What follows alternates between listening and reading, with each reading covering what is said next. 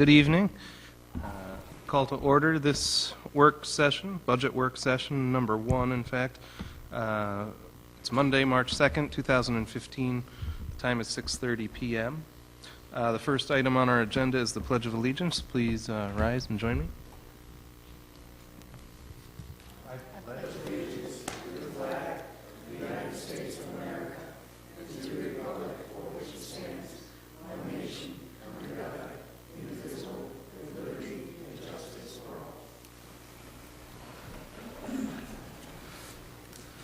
Thank you.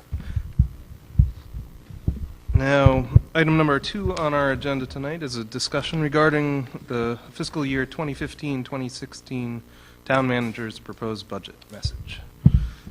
Mr. Alford. Hopefully to soon become the town council's proposed budget. I wanted to start out tonight with the first slide, talking about the process that we're going to employ. There will be 3 budget sessions this week, the 2nd, 3rd, and 4th of March. Each of those is going to be at 6:30. The detail is listed on the first page as to which sections that we will be reviewing. So tonight we'll be going over the budget message, as well as operating budget accounts, as well as the library and town hall accounts. So I wanted to start out with the budget message and talk about what the budget document is and what we're attempting to do. The municipal budget is made up of 8 different funds, and on the first page of the memorandum, just a couple of comments. We show a total program of $141 million. That $141 million is not the amount of money that we're actually spending, because you see right below that line item, it says less interfund transfers. Interfund transfers are monies that are raised in the general fund that are then distributed to other funds. There are 3 transfers that make up that $50,720,000. Those 3 transfers include the school department's transfer for the $50,313,000, the seniors program for $402,000, which is tax dollars that goes to the senior program, and wastewater for the $4,300. So the true budget that you'll be reviewing over the next several days is a program value of $91,180,305. The 2 programs that are dependent on property tax support when third-party revenues are not sufficient to cover costs is the general fund and the school fund. Each of the other funds, the enterprise funds for water, wastewater, and solid waste, generate their money through their rate base or through user fees. Peacedale Offices is self-supporting based on rental income, and the Neighborhood Guild through income generated from programs and endowment funds. And the senior program, as I mentioned, is a combination of third-party revenues and the property tax supports to run those 4 programs. So when we talk about the budget, it's a $91 million program.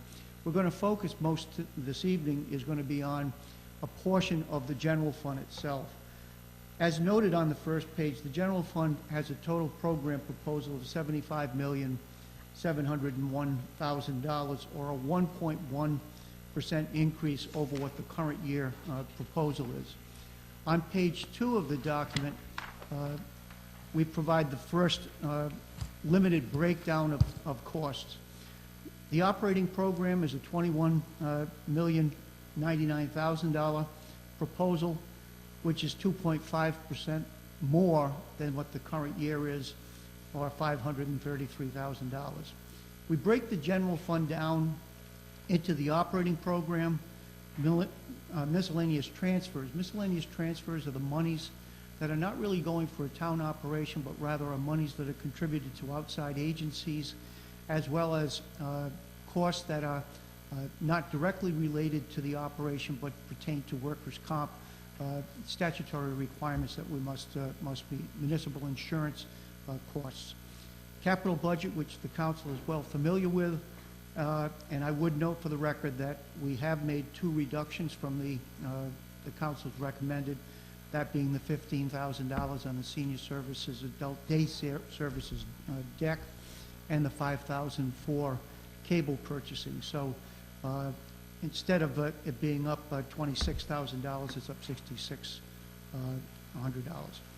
The transfer to the school department, we'll talk about more to this, is a transfer of 1.4% or $700,000. The debt service on both the municipal side and the school side is down about $400,000, which effectively helps us keep the general fund overall increase down to the 1.1% level. When we look at the revenue statement that's included on this page, you'll see that the gross amount of property taxes that are necessary is $949. That's the increase of 1.4%. And you'll see each of the other revenues, and we'll talk about those in detail. One of the more important things on this display is the non-property tax revenues. You see that's down $115,000 from current year. What does that mean? It means that greater property tax effort is necessary if we're seeing a reduction in the third-party or non-property tax revenues that come to the general fund. If this budget's adopted, what does it mean as far as the overall property tax? We're anticipating at this point that that this budget would be supported by a 10-cent increase in the property tax rate from the current rate of $14.48 to $15.58.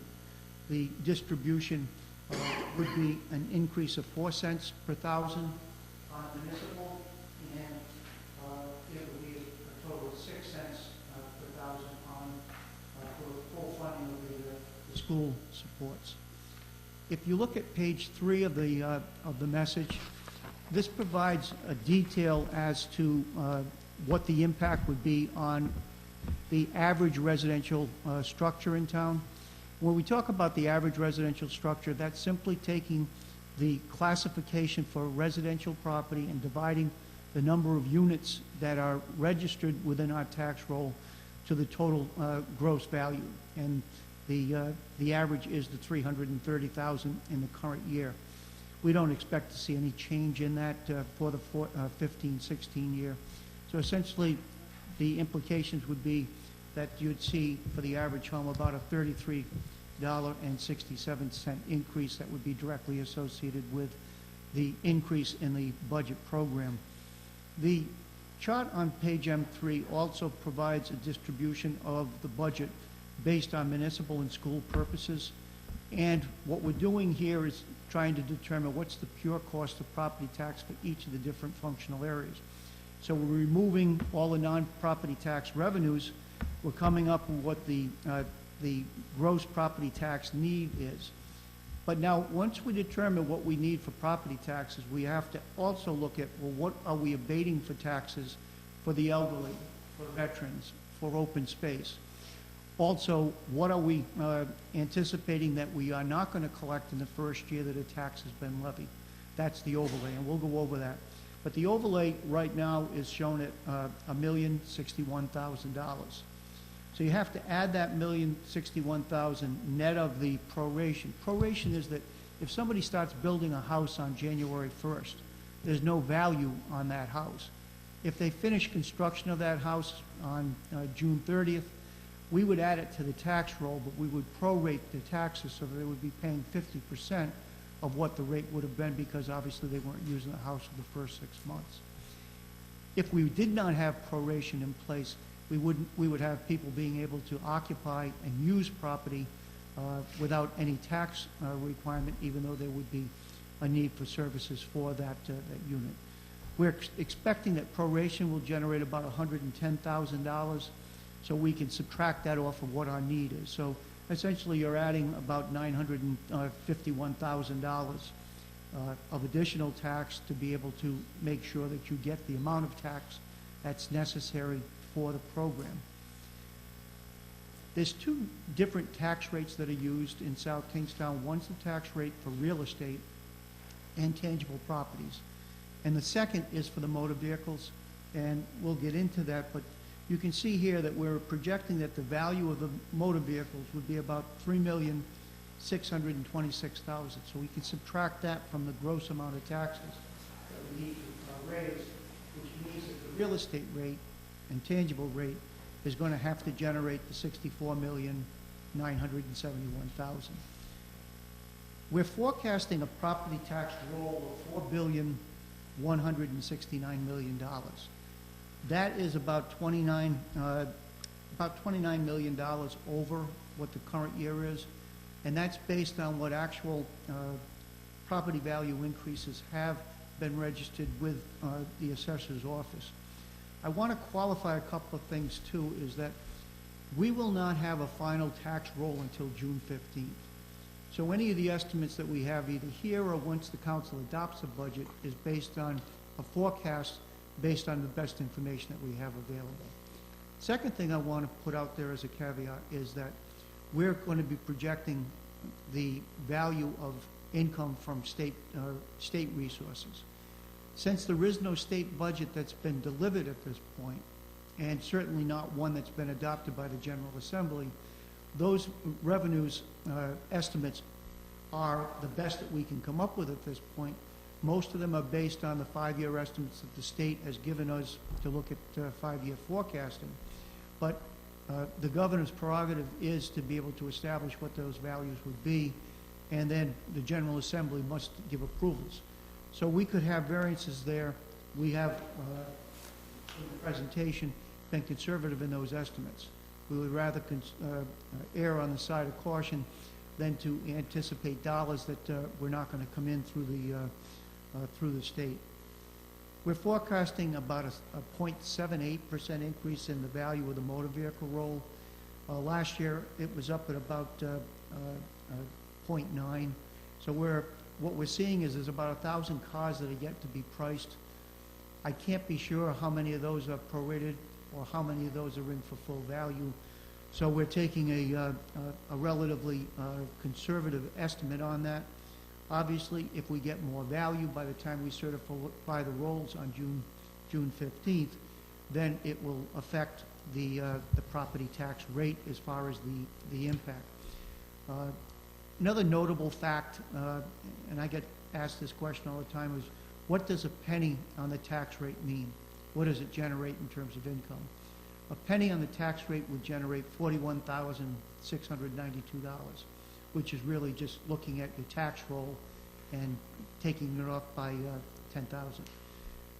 $1 million on your in new value. So for every $1 million that we add to the roll, generates $15,580. So you can see there's it doesn't take a lot to change the value in terms of what a penny is going to mean, but it also takes a great deal of new value to be able to have impact as far as reducing, because essentially you'd have to have $3.5 million to be able to lose a penny on the rate. So we are dealing with 10 cents at this point. Could that 10 cents be 8 cents? Could it be 11 cents? Yes, it could, depending on a number of things. If you added items to the budget, it will go up based on those values that I just mentioned. If we see additional taxable property, it may go down based on what that would mean to us in terms of new tax base. So if we move on page 4, I'm showing you the property tax distribution based on the different functional areas. This is a different way of looking at it, so you can see what the rate per thousand is on for the school tax, for the school debt, and so forth. This section, as you can see, says excludes motor vehicles levy, and the next section in the middle of the page is inclusive of the motor vehicles. So you can see the tax levy is shown for 15-16 without the motor vehicles at the $64.9 million. Yet the full value, when you add the 3.5 in for the motor vehicles, is at $68.5 million. One of the things that we're required to provide the state is documentation as to us being in compliance with the 4% property tax cap. Obviously, we have been in compliance with that over the past several years. The property tax rate in the current year at $15.48, if it had a 4% increase, would go up to $16.13. And again, we're looking at being below that by 55 cents. Moving on to page 5, and again, if there's any questions at all, I'd be glad to answer them rather than holding them. Page 5 looks at the property tax growth. It's just another way of taking a look at the information. Again, I think the most important thing here would be when we look at the 15-16 year tax distribution, 24 cents of every dollar that's being collected is staying with the municipal program, and 75.86 or almost 76 cents of every dollar that we tax goes to school programming, and that's inclusive of their debt. What this does is it brings in the overlay values to take a look at what the proportionate shares would be. This is also how, when you see on your tax bills go out, it's based on this proportionate share. That's required by state statute. When we look at the tax roll, as I mentioned, I'm going to go through this briefly. We're up about the $28 million on the taxable. We're up approximately 1.1 million, 1.2 million on the motor vehicles. So the overall property tax roll, inclusive of motor vehicles, is about $4,357 million. That's what's forecast, up from the $4,327 million. Page 6 looks at the excise tax. I want to make it clear that there has been legislation introduced in, I think there's at this point either 4 or 6 pieces of legislation that have been introduced to revise the motor vehicle program in terms of what the values are, going from clean value to used car value. That could have as much as a 20% reduction in the value of the tax levy that could be generated from motor vehicles. So if we're projecting $3.5 million coming in and we were going to lose 700,000 of that on 20%, it would have a profound impact on the remainder of the budget. My belief is that the legislation, even if it is successful in passing in some form, will be a phased approach where at most it would be probably phased over a 3 or a 4 year period, and most likely would be effective with the tax roll for the 16-17 year, because if it's going to be passed, it's probably going to be passed in mid-June, and it would be too late really for them to, it would have profound impact on all municipal property tax programs after budgets had been adopted. I mentioned to you the issue of the overlay. On page M7, top of the page, we talk about the overlay so that you get specific. The overlay, again, we need to collect $67.5 million. The overlay requirement is assuming that 1.35%, down from 1.4% of the total taxes that are levied, are not going to be collected in the first year. That doesn't mean they're not going to be collected. It means that they won't be collected in the first year. So we have to assume that $911,000, we need to raise that in addition to what our base amount is. We also have erroneous assessments, which is any type of adjustments that are made down on the roll. It's listed at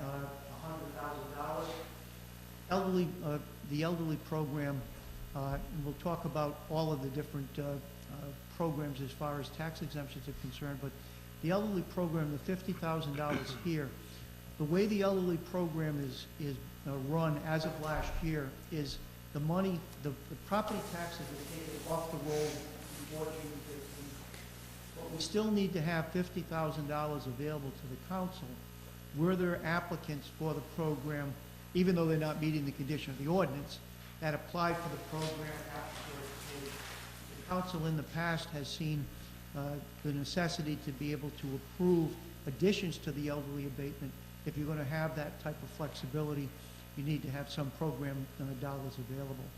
And then again, the last item is the proration value, which is a negative number because you're adding taxes to the roll.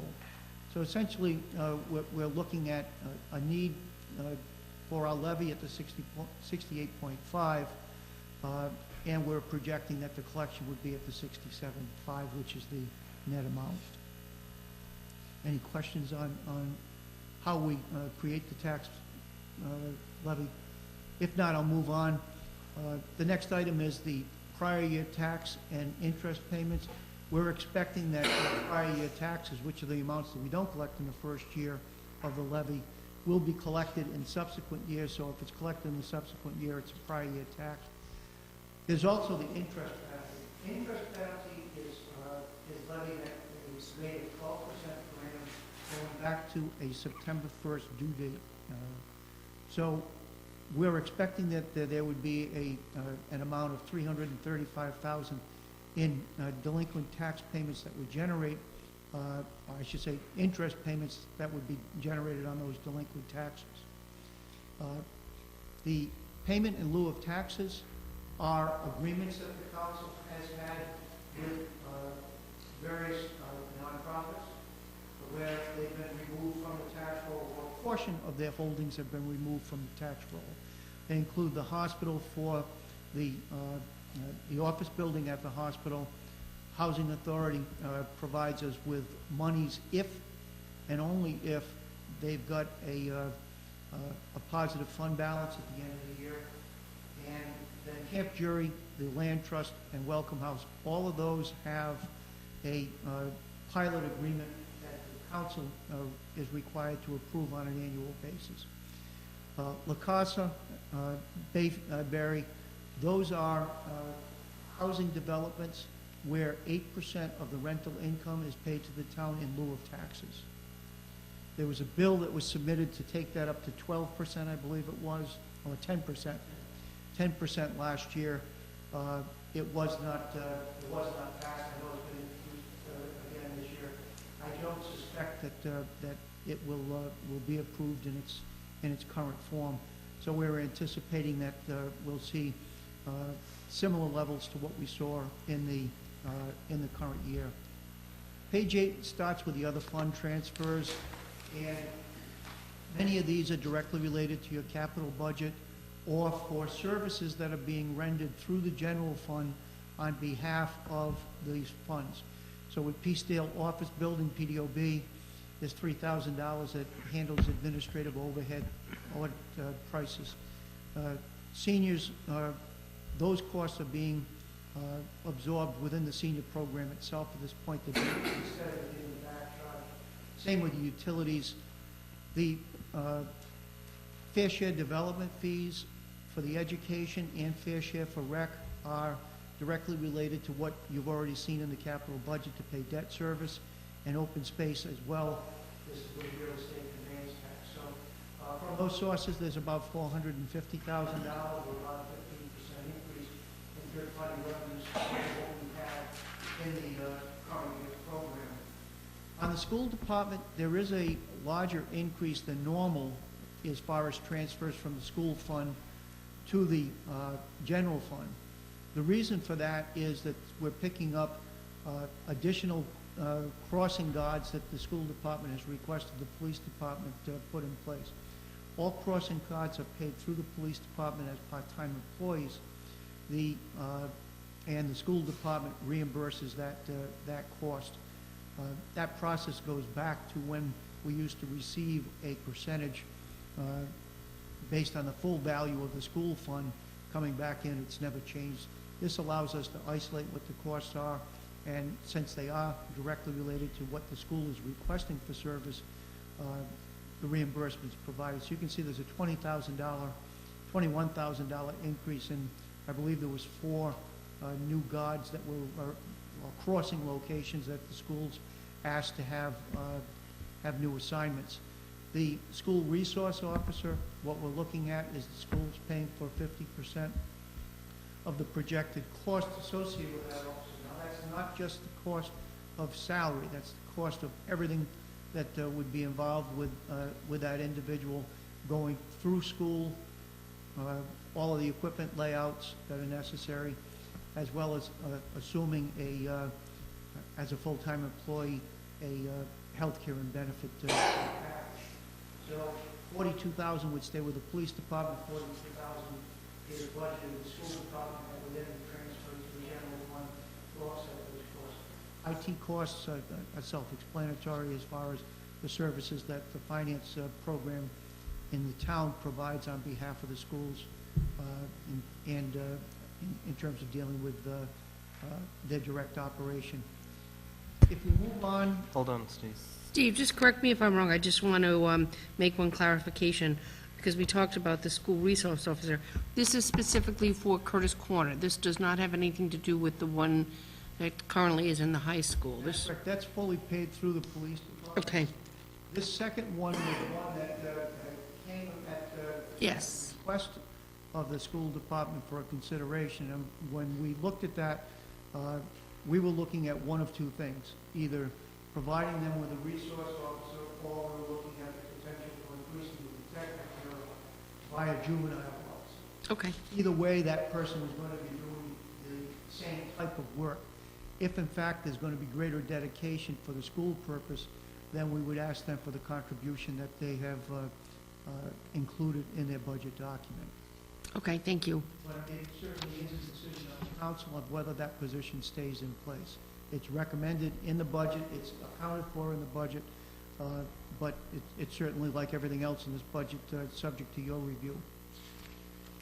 Thank you. Moving on, as far as the state aid numbers, we're forecasting about $2,445,000. Most of the increases that are coming here are directly related to really pass-through money, meals tax and hotel tax. You can see that we're talking about up to $700,000 in meals tax, and we're looking at about $141,000 on the hotel tax. During the current year was the first year that we saw funding of a program that Governor Chafee had put into place, which was called Municipal Incentive Aid. It was budgeted. It was not budgeted in the 12-13 year. It came to us in 13-14 as an actual, even though it wasn't budgeted. So that's why when you see the order for 13-14, you see that we took in more state aid than we anticipated, because that program was funded in June of 2013 when the General Assembly approved the budget. We're anticipating that that will stay in place in 15-16 year. That money is directly provided, I should say, the focus of that money wasn't to just give the money to cities and towns, but rather to provide state incentive money for people to start dealing with the unfunded municipal pension plans. And it was a carrot and stick proposal where, if in fact you weren't meeting your conditions of funding pension, then this money, you could not use the money, it would go into the pension fund. For communities like South Kingstown that did not have unfunded liabilities or private plans, the money became available for us to be used as a general revenue. A couple of things that's important to point out, and when we go back 9 years, 9 years ago, the amount of money we were getting in state aid was at $5,400,000. So we're down to $2,445,000. Essentially, we've lost about $2.9 million over that period of time. When you look at that and you say, well, gee, what would that mean on a penny on the tax rate? It means that your tax rate would have been about 70 cents less if we were getting the same amount in. Most of the money that was lost is directly related to the motor vehicle reimbursement. When I look back, motor vehicle reimbursement was, they were giving us $2.2 million roughly in 2008. And That amount next year is forecast at 170,000. Some of the 2.9, to be clear, is also reductions in the amount of state aid for school purposes for the school construction. While we've lost that 2.9, when you get to the school budget, they've lost another 2.2. So overall, there's almost $5 million less in the money that everybody pays in this town, the income tax and sales tax that goes up to Providence, that's not coming back. So when people talk about your property tax and how high it is, a lot of it depends on where does the value, where does the taxes go that are being paid through those two sources, that and where are they staying? So by the time we're done to about 2.5. And the key here is that what we're seeing the increases in is the meals in the hotel, which is just a pass-through tax. And we're fortunate for it. And when you look at your taxes, if we're collecting $700,000 at 1%, you're looking at the value of food services, prepared foods, and restaurants in South Kingstown at what, $70 million across the year. Hotels, another $9.5 million. So there's a lot of business that's being done just to be able to bring those dollars back. Public Service Corporation taxes, we're expecting to see funding in the amount of $412,000. It's reflecting an increase of about $31,000. A lot of that depends on how much personal property, telegraph, cable, any of the telecommunication corporations, those are all tax exempt. How much of that is statewide, and then how much of a portion share is South Kingstown going to get? So again, we're doing forecast here. We think that we're conservative in presentation, but until we see the governor's first run, and then see what the General Assembly does with that first run, we won't be sure as to where that is. State aid reimbursements at the bottom of page 10 is on the school housing aid. We have no more library construction aid because we've got no library construction or bond issues that are in place at this point. When we look at locally generated revenues on page 11, you'll see a litany of different sources of income. I think the most important ones to mention are the ones that show the biggest change. You can see the police department revenues is up $67,000. Well, when you look at the fact that 63 of that is coming from the school adjustments based on the fact that they're going to be putting more crossing guards out and hiring an SRO, it really nets to zero. When you look at the increases associated with the, or decrease associated with the town clerk's revenue, we're anticipating the reduction based on anticipating less recording fees coming through in the 15-16 year than we've seen. The amount of subdivisions that are underway at this point are far less than what they were 12 months or 18 months ago. So the amount of real estate transactions that we're seeing is projected to be less next year. So we're seeing an adjustment down with that for next year. When you look at the rental of town properties, I want to make sure you understand what that is. That's Marina Park rentals. All of the leases that we have down there is $285,000 that comes from Marina Park. About $132,000 that comes from the cell towers that are leasing space from the town. And then there's miscellaneous of about $21,000, and most of that's in park rentals. So that's a big number, but it's really directly related to two major sources. The income that we see from Marina Park and the income that we see from the cell towers. Overall, we're looking at about a $96,000 increase, but again, of that $96,000, 63 of it has got direct cost associated with it.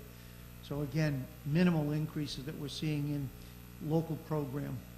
As far as the undesignated funds being forwarded, for the 15-16 year, we're recommending that we would have $150,000 less than what's in the current year budget that would be transferred to support the general fund. What we've attempted to do over the last 5 years is to make a tighter budget with less budget surplus. When we do that, and because going back, I think 4 years ago, we were having $1.1 million going out of the undesignated funds. We've been pushing that back and attempting to reduce the amount of flexibility that's in that role as we go forward. So we're looking at a $150,000 reduction again to take that down to $675,000. If you look at page M12, M12 will give you a thumbnail as to the unassigned value of the general fund balance. For the June of 2014, we had $10,257,000. And that was 13.7% of the operating budget for 14-15. What we're looking at in terms of the 14-15 year is a projected surplus of $695,000. That's based on the analysis that we did when we prepared the budget document for you as of January. That may change up or down as we go forward. What we're also looking is that prepaid expenses or economies stay at the same level that they currently are, about $40,000. The Community Recreation Center transfer of the $1 million is listed there because that would have to take place during the current 14-15 year. And then the funds forwarded for next year is $695,000. What that would do is it would take the fund balance as of June 30 of 2015 to $9,238,000. The GFOA, which is the Governmental Finance Officers Association, said best management practice would be to hold 2 months of operating expenditures. In that case, you have about $12.5 million that would be required. In addition to the $9.2 million that we would have, we've got $1 million that's been designated for the last 10 years for Superfund purposes. The funds are still dedicated, but are within the fund balance. We're also holding money in terms of retained earnings in each of the utility funds, wastewater over $5 million and water over $1.5 million. That provide greater flexibility for us. I'm comfortable with the $10 million levels that we've seen over the past several years. When we look at the unassigned fund balance at the bottom of page 12, you can see that we've been at 12.7, 13.1, 13.7, 13.7, and then 12.2 if we make the adjustments that we're talking about during the 14-15 year. And part of that is the $675,000 that we're talking about, down from the $825,000. So those are the changes that we're looking at in the revenue statement. Yeah, Joe. Steve, I just have a question. You referred to $1 million for the Superfund and some retained earnings for the utilities. Those are not included in the 9.238, right? All of those are all separate. And in fact, the other thing that you've got that provides flexibility for the town is that we operate with several capital funds. So you've got the capital funds that are there that have flexibility in them as well, whether it's for equipment or for recreation or for the beach. Each of those are set up. Those are the ones that we contribute from the capital dollars to, and then we adjust the programs based on need. So my point is that that we have the ability to be able to manage in the you got the 12.2 there with the amounts that you have available that could be reassigned for any purpose. You're probably closer to 11.5 million that would be at your disposal. The million that's in there for Superfund, in the general fund, which is not included in that 10.2, we set that aside to pay debt service on the two bonds that we had float for West Kingston and Rose Hill.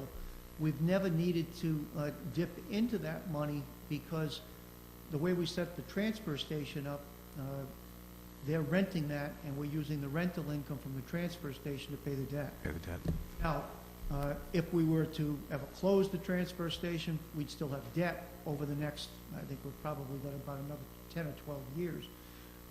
But at this point, that money's been sitting there as assigned money, but it could be reassigned, but only through the council's wishes. Thank you. Other questions?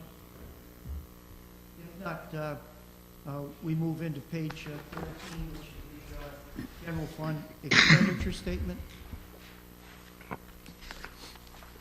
We're breaking out the general fund in terms of its operating program and the other components of the general fund, the debt, capital improvements, transfers. I want to spend some time on the $21,099,000. We're breaking that down into 6 components. The general administration, public safety, which obviously the definition is there, public services, parks and recreation, library, and miscellaneous. And I'm going to break out each of those separately. So the overall operating program, as I mentioned earlier, is about a $533,000 program, or 2.6%. Our personnel program takes the lion's share of the money that's necessary to operate each of the different functional areas. We operate with 5 different labor groups.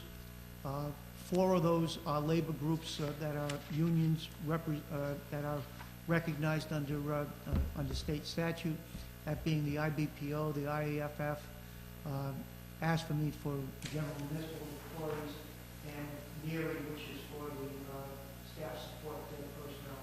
We also have about 43 people that are managerial / supervisory that are not union, that work for the community. So overall, what are we looking at as far as an expanded program? The expanded program would be in the police department for the new resource officer.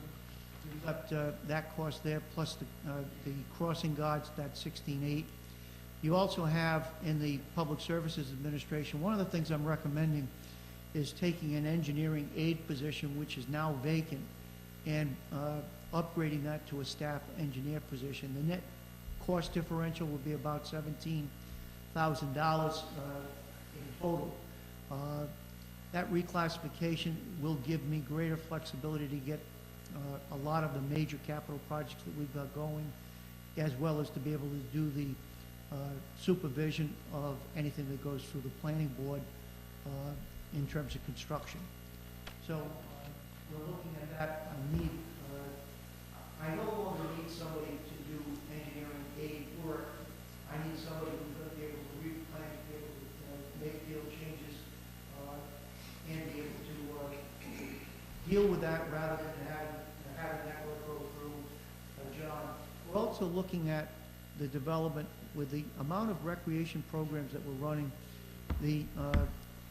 We are looking to create a new position as recreation supervisor, but while we're creating that position, what we're also doing is adjusting that position from what now is a staff associate position. This will give us greater flexibility in managing hours as both in the town recreation program and in the guild program. And I'll have Terry go over that with you in detail when we present the rec budget, I think it's tomorrow evening. So those are the only changes that everything else is status quo in terms of the programs. The budget for the general fund is showing that overall salaries, this is all salaries, whether it's full-time, part-time, seasonal, is going to cost $16.98 million, up 2.3% over the current year. Page 15 provides you a thumbnail as to each of the departments and each of the functional areas as to where those different costs are going to be allocated. So you can see the only one that we're showing is in retirement and vacation is the police department. On a yearly basis, there's $100,000 that's budgeted for the fact that if we have 2 retirements a year, the normal severance package is in the $45,000 to $60,000 range. I'm not going to budget anything in any of the other operating departments, even though we're anticipating approximately 4 retirements, because the funding level on our compensated absences fund is high enough to be able to pay those fees. So what we're trying to do is to minimize what our expenses would be. So the only one I'm going to keep current will be the police department with that $100,000. And you can see most of your overtime is in your public safety area, dealing with police and EMS. You've got a good deal of overtime in your public service, streets and highway. And again, that's the amount that's used for the snow removal services. So we're looking at 2.3 or $258,000. Overall cost up to $11,646,000. When you move on to the next page, again, we give you the summary of the personnel. What we're also providing there is a summary of the employment benefit costs. Now, this isolates all of the costs by department. Last year was the first year we revised the budget so that initially we used to have all of the health care in one line, all of the dental in the second line. What we did last year to make it more reasonable for people to understand what the true cost is of each of the different functional areas, public safety, public works, general administration, is to take the actual cost of the benefits and bring them to the operating department.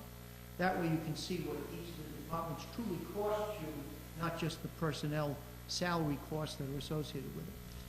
When you add the cost of your salaries and the cost of your benefits, the overall program is that you got $16.9 million out of the total, out of that total general fund of the 20 million.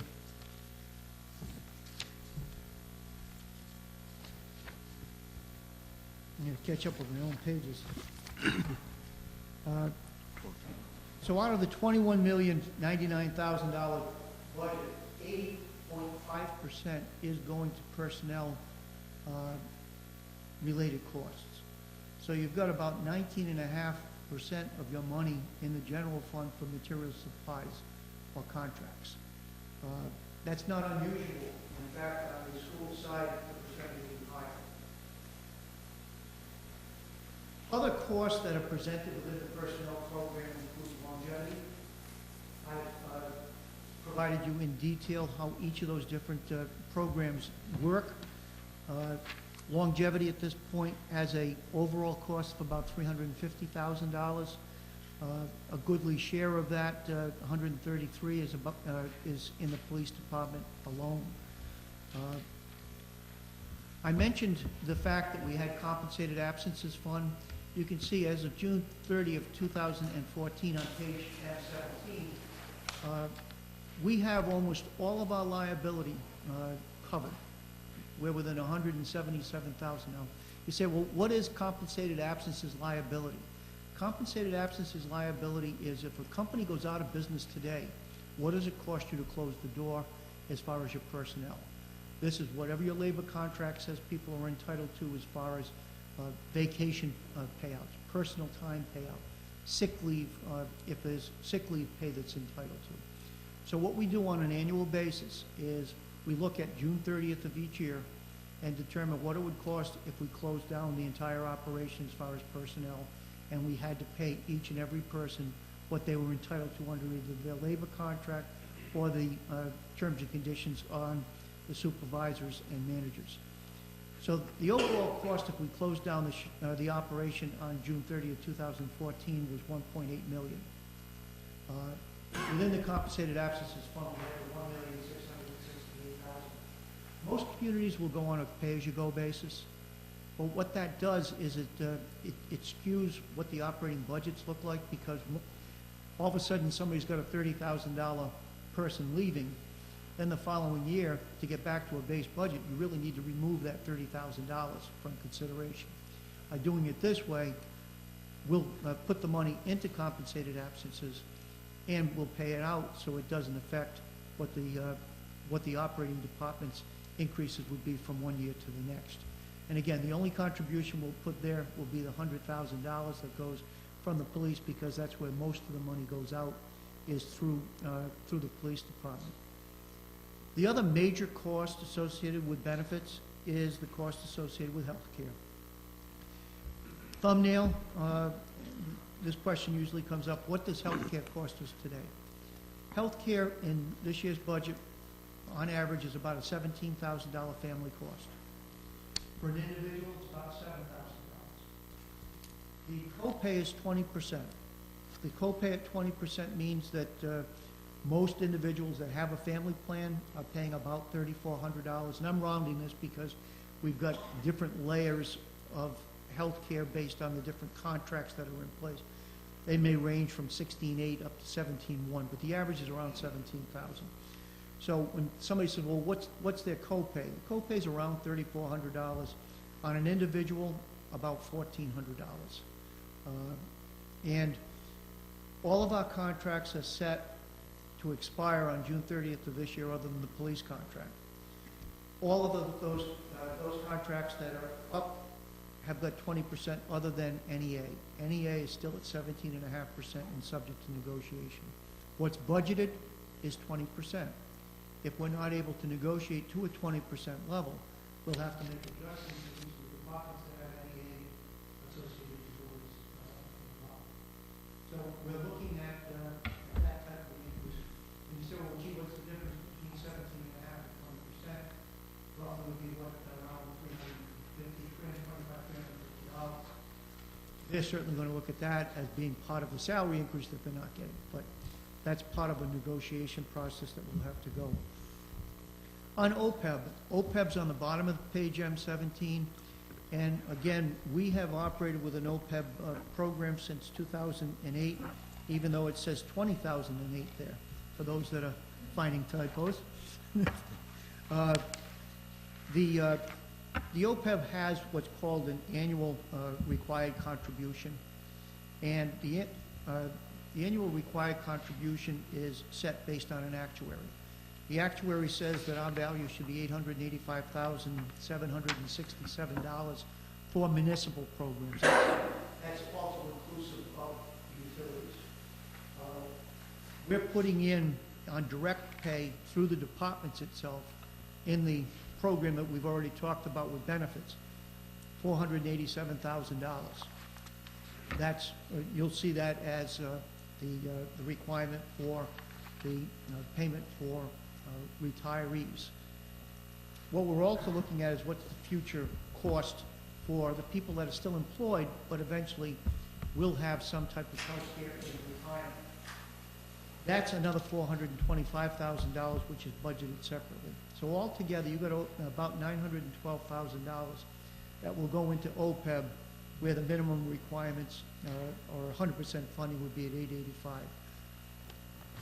Right now, we have on page 18, we're documenting that we have 28% of the actuarially accrued liability in hand within the irrevocable trust.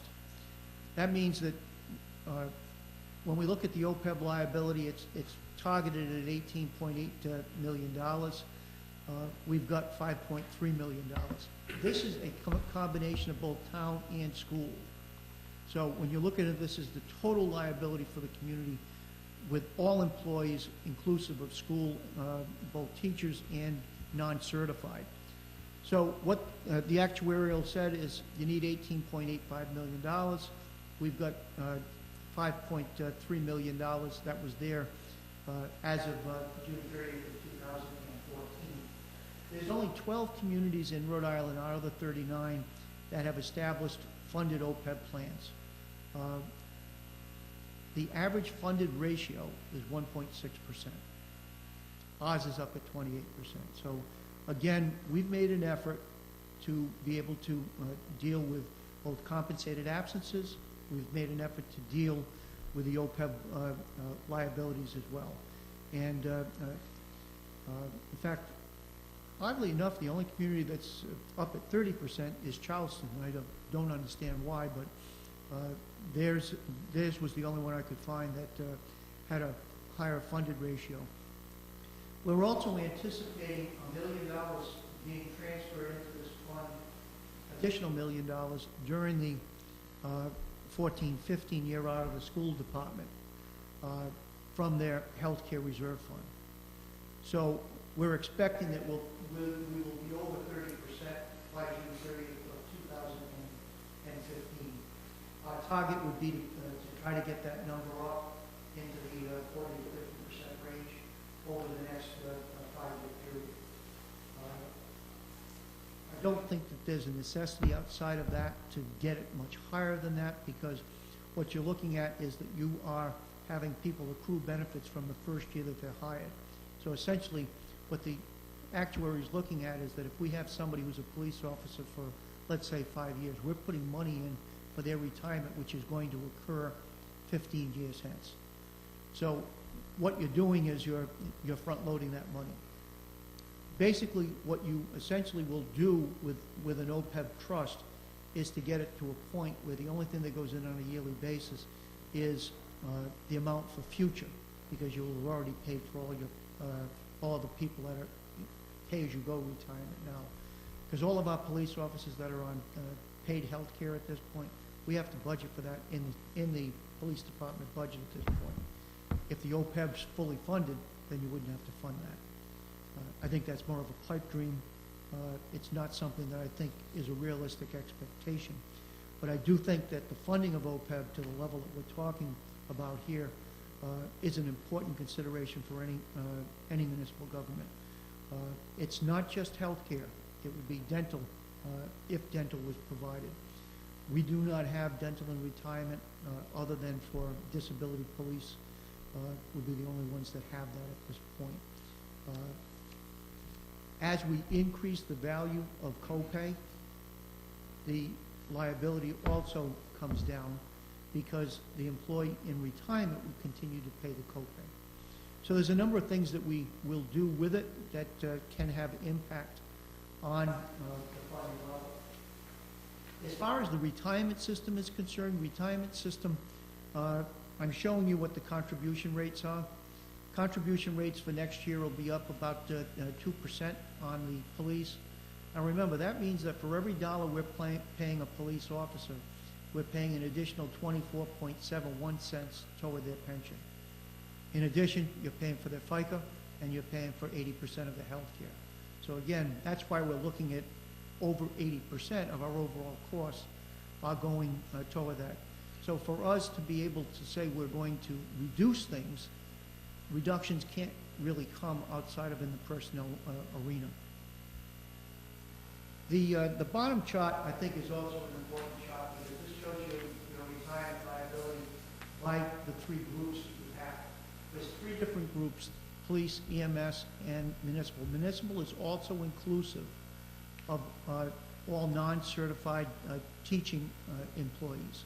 So that would be the teachers, assistants, the janitorial, maintenance function. And what we're looking at there is that the total liability for pension at this point is $85.25 million. We have assets in place that are being managed through the Rhode Island retirement system of $74.12. So there's essentially $11 million that's is the net value of unfunded liability associated with retirement in South Kingstown. The 122 and the 90 are great numbers. The police at the 76.4 is a number that has to increase to above 80 before any COLA is provided to any of the current retirees based on the 2012 pension revision.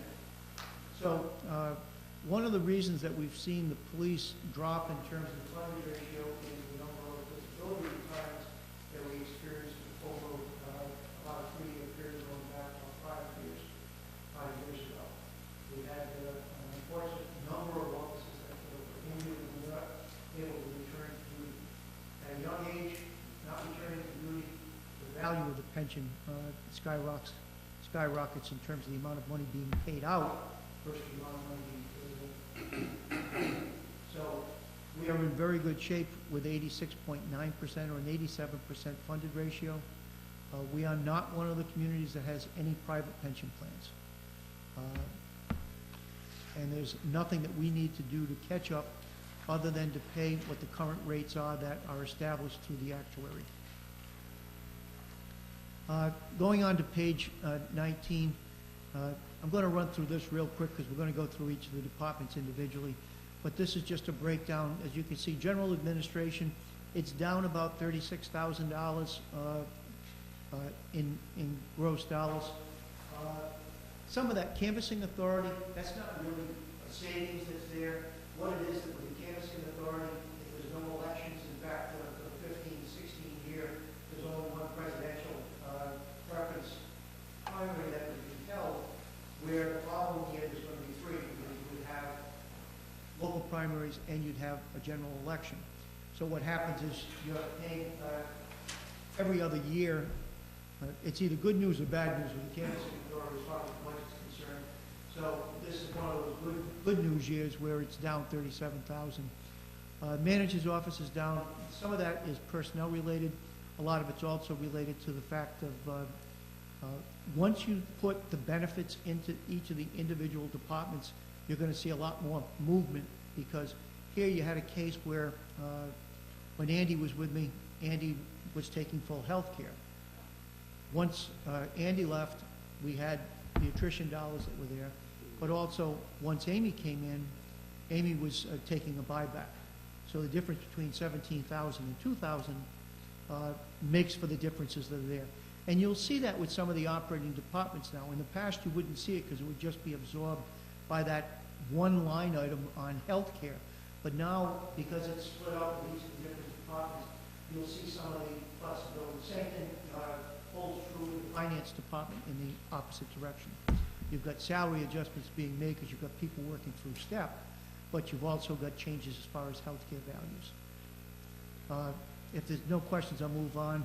Again, we're just summarizing here what's in public safety, what's in public services. You can see, again, the major increases would be in your 2 big funding departments, police and EMS. And we'll go through that with the chief and Mike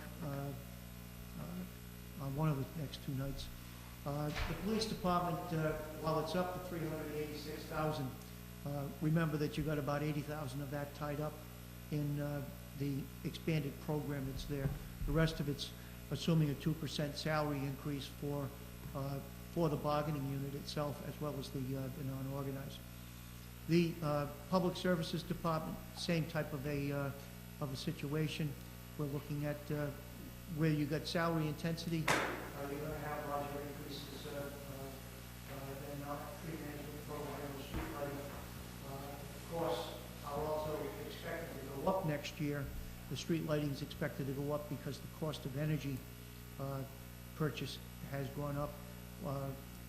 We buy energy through an energy acquisition program that we lead cities and towns, and we started in December of this year, new contract which that council approved, which saw about a 20% increase in the energy costs.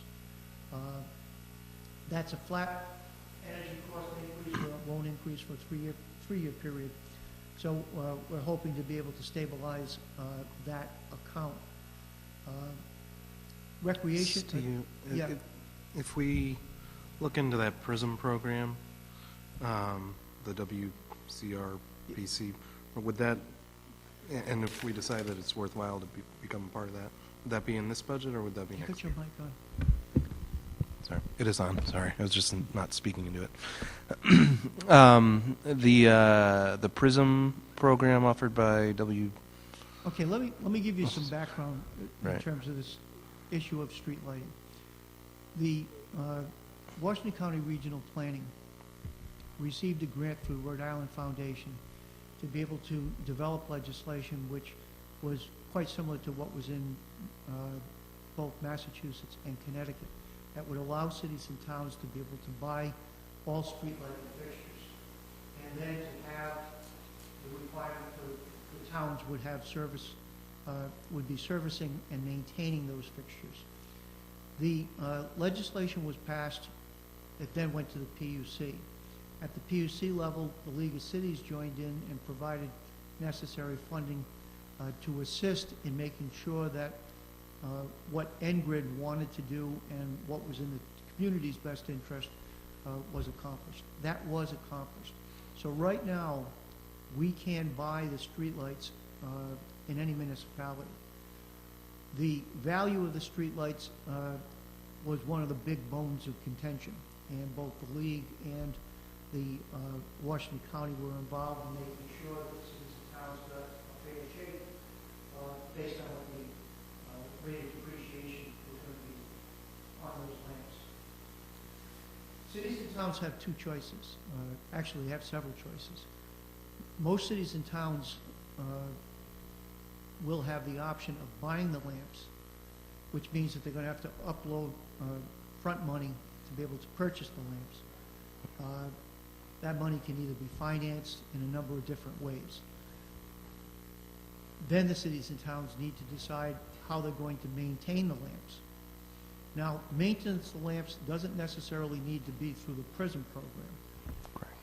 What I would do if we were looking to purchase the streetlights in South Kingstown is to develop a request for proposal and have proposals submitted.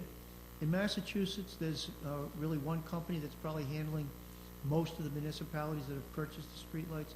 Similar situation in Connecticut, I think there's 2 or 3 companies. I think that there will be a very active market looking at the prices. And the question will be, is there the depth to be able to run those programs effectively with the different companies that are submitting proposals? Certainly, Washington Regional Planning could submit a proposal, and if the proposal was the best proposal, then it's a case where we could possibly do business with PRISM. But again, it's not a case where that would be the only place that we would look at. If the costs were appropriate, then they would be a viable vendor. But it's not something where one of the things they were suggesting is that cities and towns just simply sign on with them. I don't think that's an appropriate way of conducting business in the public arena. We need to make sure that we're getting best price and also that we have the proper service levels. So candidly, if we do go forward with looking at street lighting and the purchase of the lamps, I would look to RFP that and invite all interested parties to be able to submit proposals on that. Yeah, I think you're right. RFP is the correct way to go about it. But if we decide to go through with that process, would that be reflected, you think, at some point in this year's budget, or would that probably be next year? And do you know what the cost of purchasing the streetlights would be? It may be a candidate for assignment of fund balance with the council. It could be done at whatever given time the council wanted to do it. I think the most important thing is when can we get the RFP out and what type of costs are we looking at? We've got costs from NGRID as to what it would cost us. We'll talk about that when Public Works presents their budget in some more detail. I don't have that folder with me tonight, but I will when we meet on it. But again, I think that my main concern is that we need to be able to document what those costs are and also whether the level of cost savings is going to be what's been forecast. Uh, One of the things I'm concerned with is that where we should be going in the future with street lighting is to go to LED technology and less energy. If in fact we're going to purchase an existing system, which are antiquated, old lamps, and then take those lamps down and put new lamps up, there may not be the cost savings that we would want. So we need to make sure that we're doing it the most cost-effective way possible, because I really think that the energy efficiencies that are there with the LEDs make sense, but we have to look at what the cost will be to take out the existing arms, put new arms in, determine whether any of the existing inventory can be retrofitted with LED bulbs. Some of the fixtures may, but we need to look at that inventory in some level of detail. So there's a lot of things that are going on there. We haven't seen any municipalities move forward at this point. One of the reasons is that we're waiting for the Public Utilities Commission at this point to come up with a tariff that would be associated with LEDs. Until we see that, it may not be advantageous to move too quickly. All right, thank you. Moving on, rec program. The rec program, we're looking at a cost of about $1.8 million. I do want to mention, though, that when you look at rec program, different from most of your operating departments, a lot of money comes in through the third-party revenues, system users. This year, I think it's 701,000 of that 1,000,008 is coming in through income generated by those various programs. So the net cost, that's property tax associated, will be about 1.1 million. It's up about $29,000. When we look at what's the true cost of property tax that's going to be necessary to meet that 1.8 million, it's about a $29,000 increase. Still about 2.3% over my target of 2%. But based on the programs that are there, we felt that it was appropriate to present it in this manner. Moving on to the library program. Library program is up about $8,000. One of the reasons that it looks like it's such a small increase there, even though when we talk about it, I'm sure Shirley will tell you it's because we've cut it down, is because we had dollars that went into retirement last year in this account.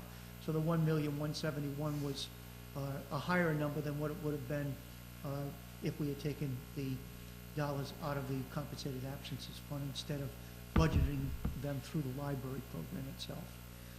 Miscellaneous services, again, you can see we're setting aside $425,000 for healthcare. That is because we buy healthcare on a cost-plus basis. What does that mean? It means that we're not going with an insurance premium. We're paying the full cost of our health care with it being administered through Blue Cross. We can forecast what our cost will be, but we also set aside a reserve dollar amount. That $425,000 is down from the $450,000 that was in the current year, 14-15. Workers' comp is up $25,000. What we're seeing is that as the cost of medical services increase, that we're seeing an increase in what the cost of the comp dollars are as well. Municipal insurance, which is general liability, property casualty, is also up about $31,000. Some of that is not a true increase. What it is that when we did an analysis as to whether the utilities were paying fair share, what we found is utilities were paying more than fair share as far as the value of the general liability and property. So what Trish did was to provide proper allocations for what the insurance costs would be. There were increases in municipal insurance, but some of it is a reallocation of existing core costs that require us to look at those type of changes. But we're going from 254 up to 281, so it's a major change. Town hall operations, we're not seeing much of a change there.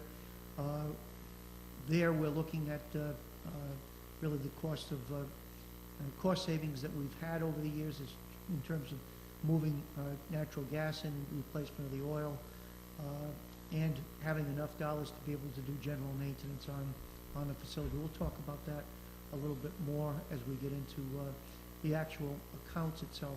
Debt service on page 22. I'm not going to beat a dead horse on this. We've talked about this one during capital budget time. The value of the tax rate is about 33 cents. It's down a nickel from the current year. So sure, if you want to look at it, you could say, well, you're really up 15 cents rather than 10 cents because you're down 5 cents on the debt.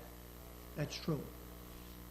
But again, it's part of an overall plan that we've been working with to try to minimize what the debt service requirements are and not see spikes in what the operation budget cost requirements would be for the general fund. Capital budget, we've talked about. We removed those two items, the $20,000 on those two items. On the senior program, we're still looking at the transfer. This is a transfer for $402,000. That's shown on page M23, and we'll talk about this in detail tomorrow night when we deal with all of Terry's departments. We are recommending full funding on the adult day services program for the 2015-16 year. We're going to talk about that in detail in terms of what the overall cost for that program will be and how the private sector operation, whether that fits in. I have talked with Mr. Stoy, who's supposed to be with me because he needs to understand our program and what the program needs are of the client base to determine whether there is anything that can be done between those two programs. We will look to have the funding from the other municipalities as well. At this point, we'll talk about that in detail tomorrow night. I wanted to also mention on the contributions to human service and outside agencies that's shown on page 23. There's 13 human service agencies and 10 outside agencies that asked for funding or got funding in the 14-15 year. 4 agencies, actually 3 of those agencies have asked for funding increases, and those are listed at the bottom of the sheet. You've got the Chamber, you've got the Peacedale Group, and the Wakefield Village. Between those 3, they've asked for increases that would amount to about $14,500. The Hera Gallery has asked for first-year funding in the amount of $10,000.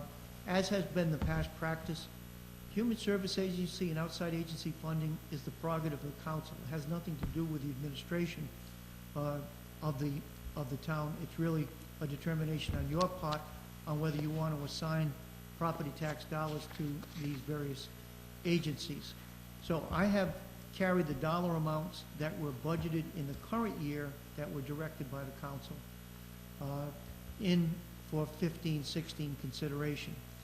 Any of the increased requirements that the council wishes to approve would have to be adjustments to the budget that has been presented to you this evening.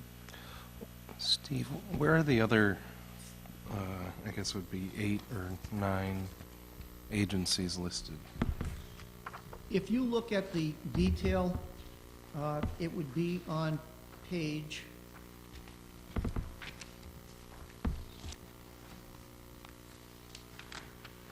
What page? No, he's looking for the list of the agencies. GF 19. So if you go to that detail level of GF 19,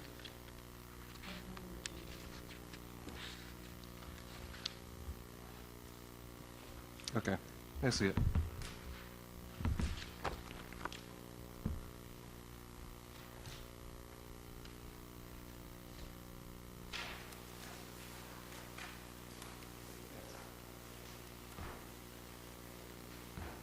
I put them up on the board for you. Human Service Agencies, you've got South Shore Center, which was South Shore Mental Health, Hospice, VNS, and again, that's on page GF 19.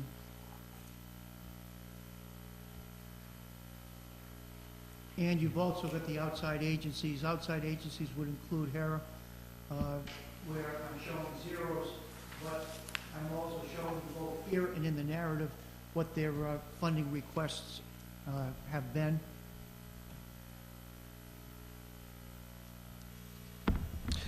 And do we have a description in the budget anywhere of what they do with the funds that we Yeah, get? the description is in the narrative itself, and it starts on page...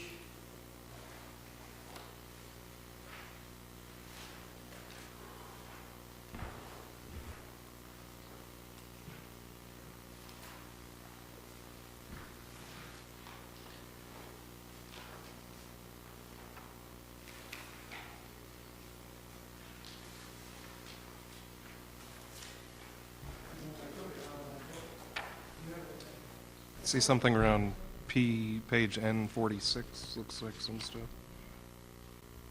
Oh, yeah, 45. And 44, the narrative, page 44.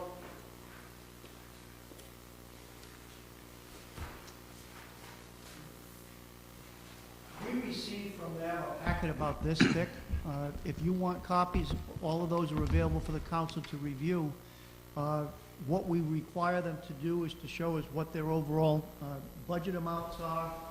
What we're showing on page N44, and we'll talk about this on Wednesday night, is what South Kingstown's share, municipal share is. In other words, how much does Narragansett, North Kingstown, Charleston, whatever the core communities are that are being served by those agencies, how much money are they giving? So let's say that the agencies are giving $30,000, and of that 30, 20 of it's coming from South Kingstown.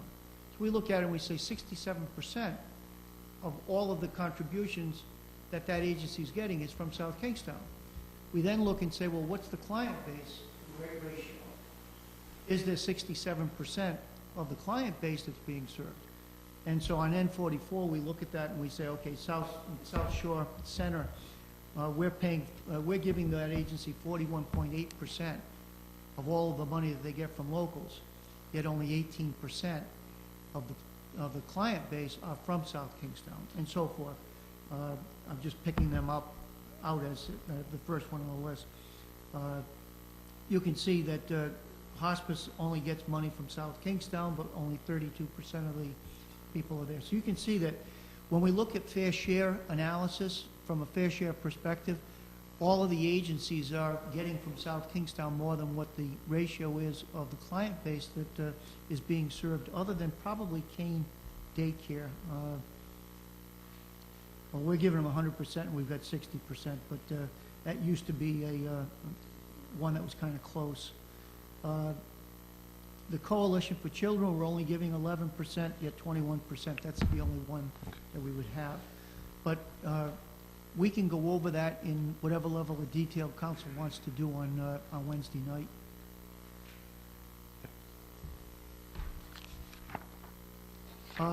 Moving on to page 24. Page 24 is the transfer to the school fund.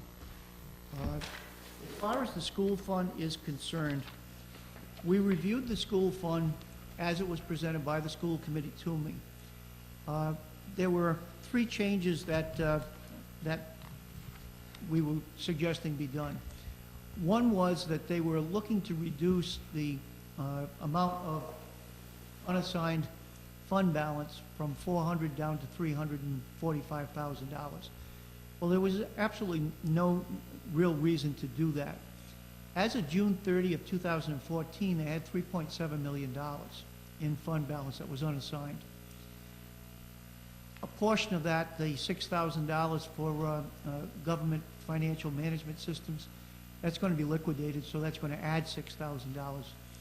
Their encumbrances, they may stay the same. The $400,000 was there, that's going to stay. The $903,000 that's shown there, they only spent about $700,000. So there's about 203 that's also going to be returned up above. So while we're showing an estimated fund balance of 2.2 billion, it most likely is going to be closer to 2.5 before they look at the surplus. And the surplus that they're looking at this year is considerable. So there's absolutely no reason for them to reduce the amount of funding that was baseline. So what we recommended to them was that they leave it at the 400,000, so it effectively reduces tax need by $55,000.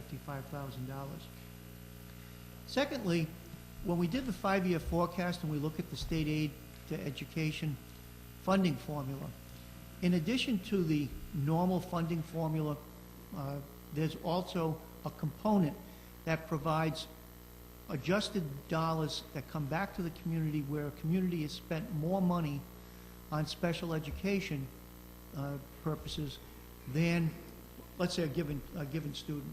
So if the state determines that the average price for special education may be, let's use a number, $25,000. If in fact communities were then actually spending $40,000, then the difference between the two is supposed to come back to the community in terms of an overpay. The estimate that was provided on the 5-year forecast is that South Kingstown would see $40,000 in 15-16. So we suggested that that be budgeted. They said, well, we normally don't budget that because we don't know if we're going to get it. And we said, well, it's been forecast that you're going to receive the money. It should be incorporated into your revenue statement. They agreed. So that added, or that took away the need for another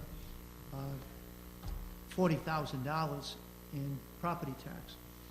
We then looked at the expenditure statement and felt that the value associated, it shows on page M25, necessary under benefits for health care, that could be reduced by $155,000. Overall, the three changes will allow a reduction of $250,000 in funding level for the school fund from property taxes. And that's what my recommendation was. I brought that back to the school department, and the school administration has provided an affirmative recommendation to the school committee to make that adjustment. I'm not sure when the school committee is to vote on it, but I believe it will be next Tuesday. So at this point, we're looking at a transfer that will be up by $700,000 in terms of the tax appropriation to the schools. And it's approximately a 1.4% increase over the current year. Those are all of the components of the general fund and all of the different parts. I know, all of these different things are layers, whether it's the revenue statements or the expenditure statements. What I wanted to do now is to be able to walk through the detail on the departments. And that's number 3 on our agenda, correct? The Town Council to Zoning Board of Review in Town Hall, is that where are you talking? I'm looking at our agenda here.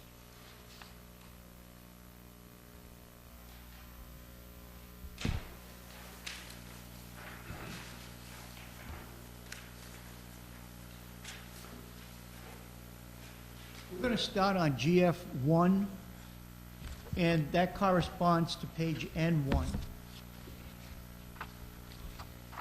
The first account is the town council account in the amount of $15,034.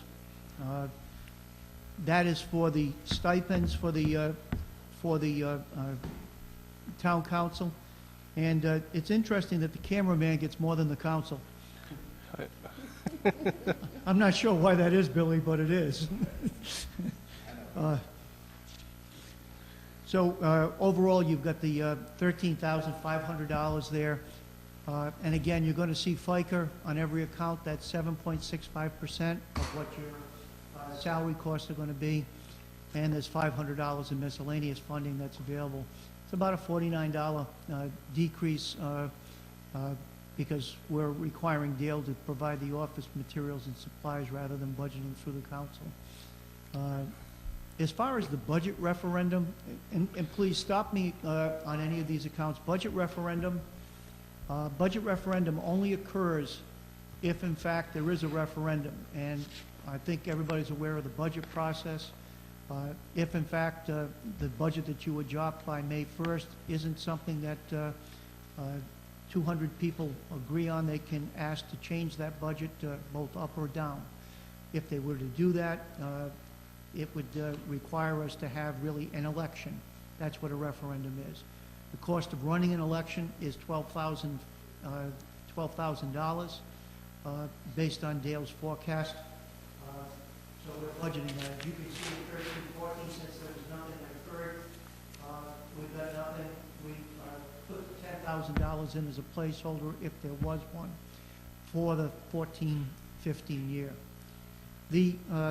On page N2, I give you detail as far as the retainers on legal services.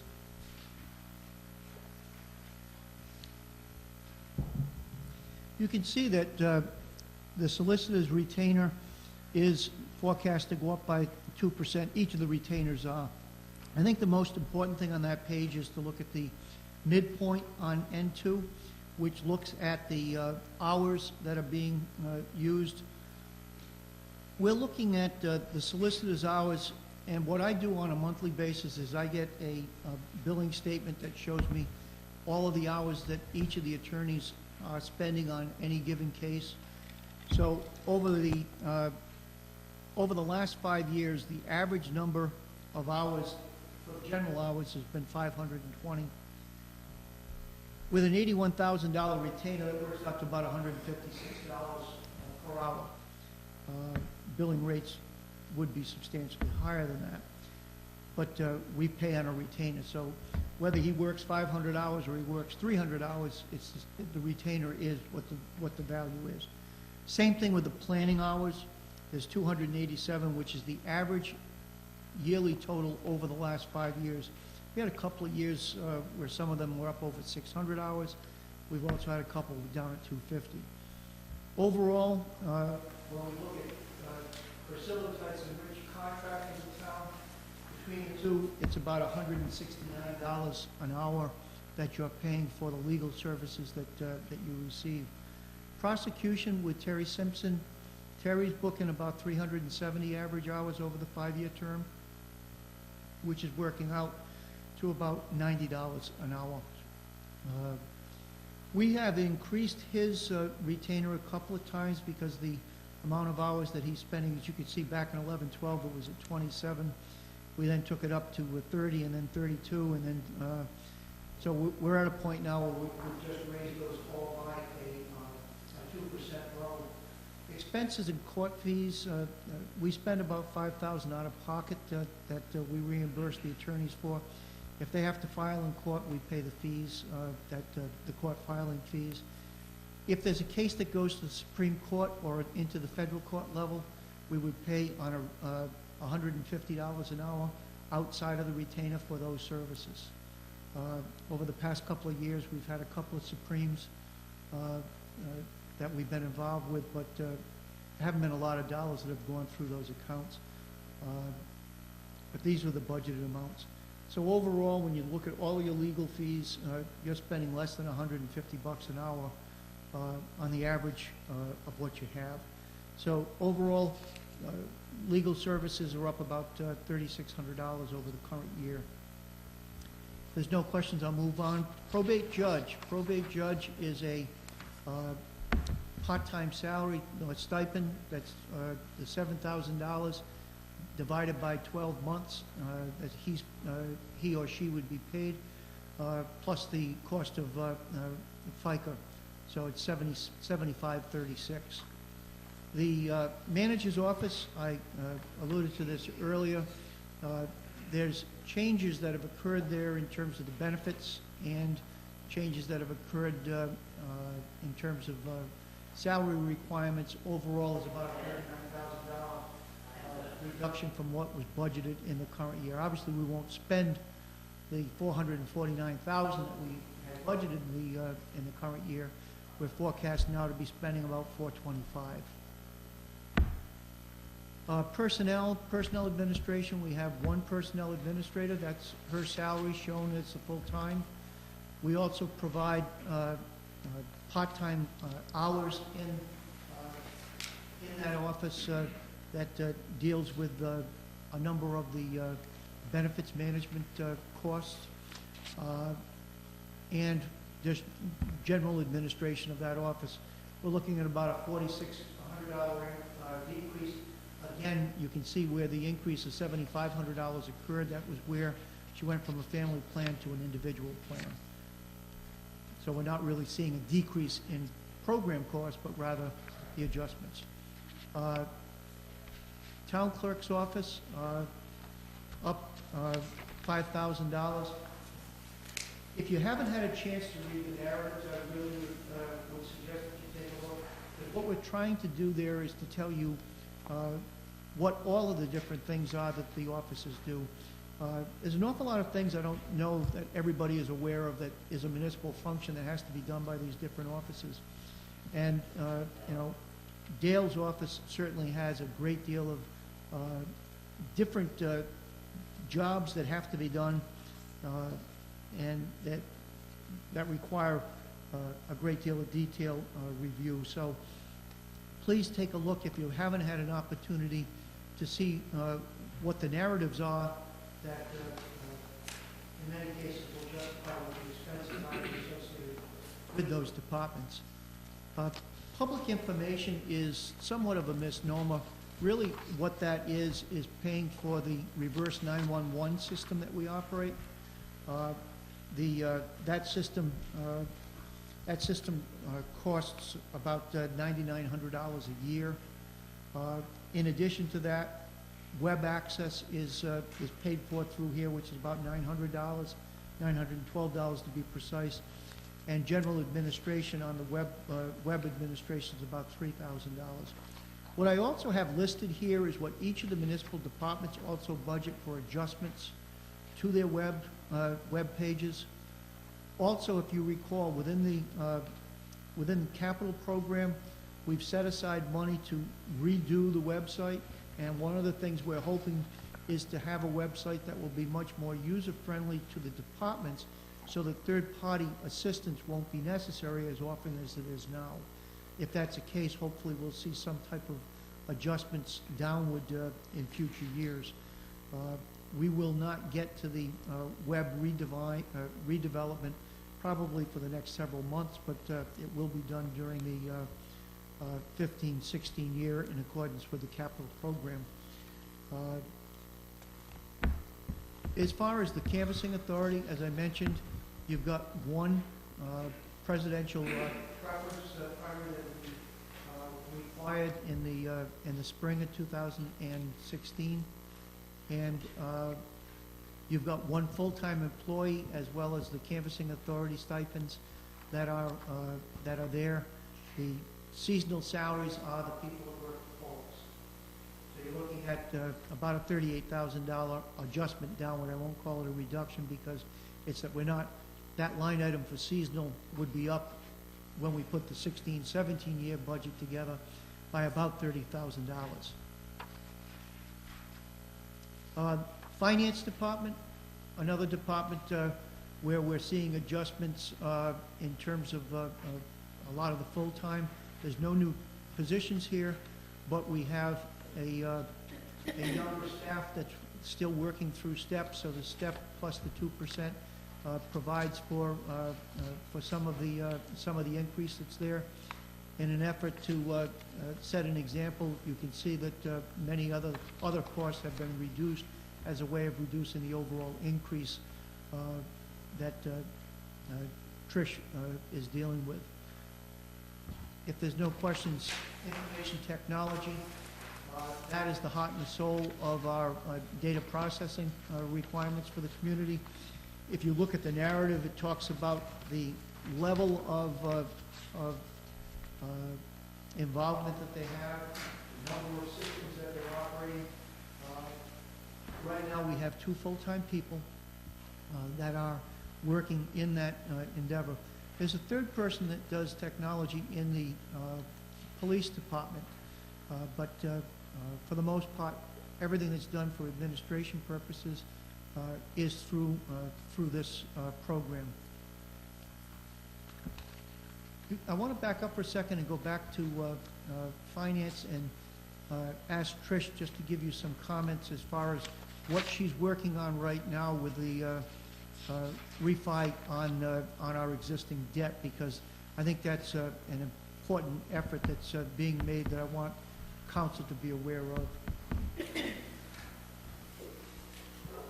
Also, I'm tired of talking. I know, he didn't prompt me for this.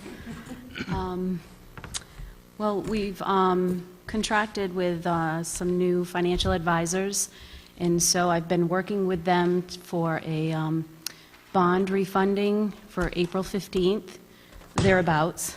Oh. And what happens is they go out and they look at all of our bond, and we try to refund to a level that's at least a savings of about 3%. But fortunately, because rates are so good, we are looking at refunding up to $7 million, and with a savings of about 7.4%, budgetarily is about $495,000 over the remaining life of the bonds. So over another 12 years of the bonds, it's about a $495,000 savings. So that's what we'll be doing. That's coming up, and we're hoping to get on the agenda for the 23rd, an ordinance that you'll have to, take a look at and authorize us to go out and do a bond refunding. So, Would that influence the debt service payments that we were looking at? Sorry, would that influence the debt service payments that we're It looking would at? reduce the Yes. debt service payments in the future. I mean, the numbers that we're talking about are forecast numbers if in fact the bonds come in at what the prices are that we expect them to come on the refi. But it would be spread probably out as many as 12 years to get that full savings that was there. But yes, it would reduce what the debt service cost would be. I mean, that's what our objective is in terms of looking at that. Because if we can do the refi, then it provides us with greater flexibility in terms of future capital program. Yeah, it sounds great. But it would be in this budget, too, that we'd start seeing those savings? it'll be in the 16 budget, yes. Okay, great. Well, the first year savings would be in the 15-16 year, but Okay. Depending on how you sell it, for how much money is going to come off the 15-16, it doesn't have to be a flat dollar amount for each year. Right. There may be more in later years, or there may be more. It depends on how the debt is structured, because obviously the lowest bond ratings, bond interest costs are for the short term. The longer ones, you're going to see less of a discounting occurring. So what they're going to look at is how do they set up the best package to get it the most efficient way. So I'm not sure whether the savings would be more front-loaded or back-loaded. Thanks. That's good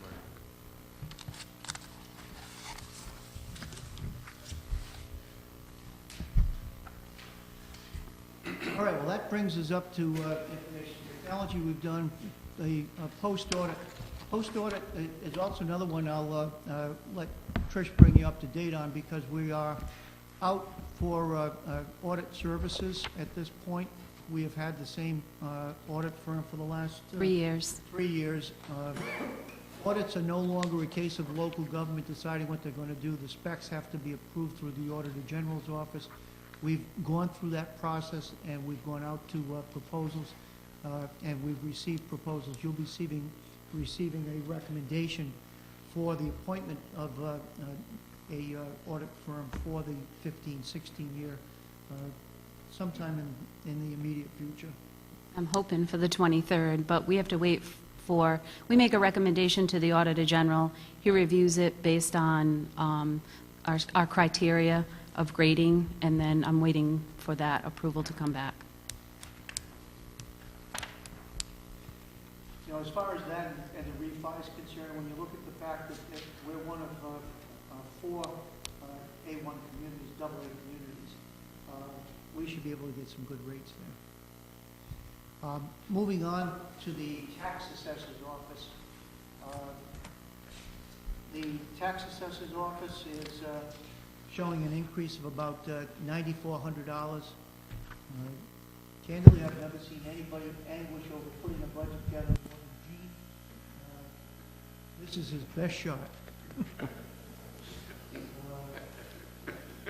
I do want to mention, as we talked about in capital budgeting, this is the year that you're going to also be seeing a bid recommendation shortly for revaluation, because the revaluation is required December 31st of 2015. So they will be starting, and the 16-17 year will be using new reval phases, a statistical reval rather than a full reval. So we're not anticipating that there will be a lot of major changes, but the assessor's office will be dealing with the reval. That reval should probably be starting sometime in June, and will be finished hopefully by March, April of next year. So that should be coming. We're out to proposal on that right now. Gene, when's that due for the proposal submittal? March 12th. So hopefully you'll be seeing that on the 23rd as well. Assessment Board of Review is just the stipend that's provided to the board members. The travel is for those that do not wish to have Gene drive them, and we have to reimburse them. It should be much higher than $100. There's not many that'll drive with him at this point. As far as the assessor's office is concerned, I did want to note that one of the main tasks also, in addition to establishing what the property values are, is dealing with the exemption program. And just to make sure that all council is aware, as far as exemptions are concerned, military exemptions are worth about $145,000 are off the roll. Open space is worth $540,000, and the elderly program about $300,000. So all told, you got about $1 million in taxes that you are exempting from taxation based on the programs that you have in place today. Any reviews that you want to make on that is certainly something that is the prerogative of the council in any of those categories. There haven't been changes on any of those exemption levels in several years. Moving on, the next department is our planning department. The planning department is known for having the longest narrative. We give extra points to anybody who can read the entire narrative without falling asleep, but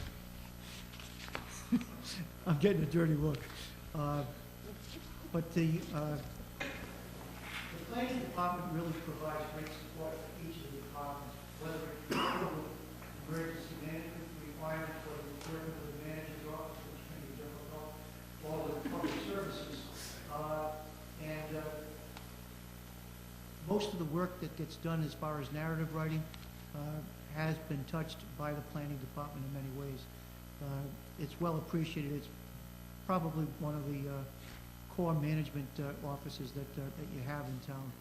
There's a lot of resources there, and Vin provides great service for us. I joke with him all the time about the amount of things that he writes, but a lot of it is very detailed and very important for us. Any questions on that? If not, planning board, the stipends are paid. That's the only items that you have. We used to have budgeting for materials and supplies, but all that's handled through the planning department. GIS systems, I think the council is familiar with that. When we do the tour, we certainly will spend some time showing you the mapping system that we have for the town. We're also just unveiling a brand new system upgrade that's been done for GIS. We're now being able to show, I think, 4 different base maps We've got layers for everything from utilities to communications division to where water sewer lines are. So that detail is available. It's also integrated into the new vision appraisal system so that as property transfers occur, that information leaps from the town clerk's office to the assessor's office, and will also go into GIS itself, where hopefully we'll have GIS where if you look at a map, ownerships will be within a couple of weeks fresh. So there's a lot of good things that can be done with that for planning purposes. There's a lot of good things that can be done with that in terms of us dealing with snow routes for plowing or for sanding,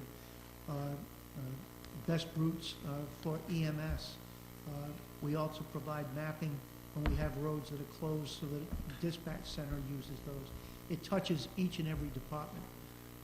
One full-time employee within the program. Major costs are certain personnel related, but this also is an important component of our planning program. Concom is one of our unique commissions because it gets a budget of $850. In past years, the money that the commission got, they would then distribute to various organizations such as Soil Conservation Service. They have asked the council to just give them the $850, and with them not agreeing to give any contributions. They may seek to transfer money out, but what they want the money for is for in-service training for Conservation Commission members in attending some of the conservation conferences that are held in the state. So that's where the $850 is. There will be a couple of agencies, whether it's Narrow River looking for assistance. They've got their, Narrow River's got its own budget appropriation, but the water quality testing, then what's the name of that group? Southern Rhode Island, you know. Each of those groups will get $300 to $400. At this point, we will ask the commission to define the dollars on how they wish to spend them so that the council can sign off on it, but I don't have that at this point. Zoning and building inspection, this is Jeff's office. Again, with the personnel that's there, you're dealing with two assistant building officials, a part-time electrical inspector, as well as a building official himself, and one clerical position, administrative assistant position. That's where you form part-time dollars alone. There's very little outside of benefits that are provided in this department to run that program. Interesting, while we're spending about $342,000, we're collecting more than that in terms of fees that come directly for those inspection services. I believe it's about $375,000 roughly that's coming in fees through zoning and building. Zoning Board of Review, the lion's share of the money there is for stenography work that's necessary for transcribing. In any case that's appeared, or for the person to be present at the meeting. Those include all the accounts in the general fund that we're going to cover tonight. We're going to jump now to the library, and that is going to be on page GF17 in your detail. And in the narrative, it's going to be on page N38. I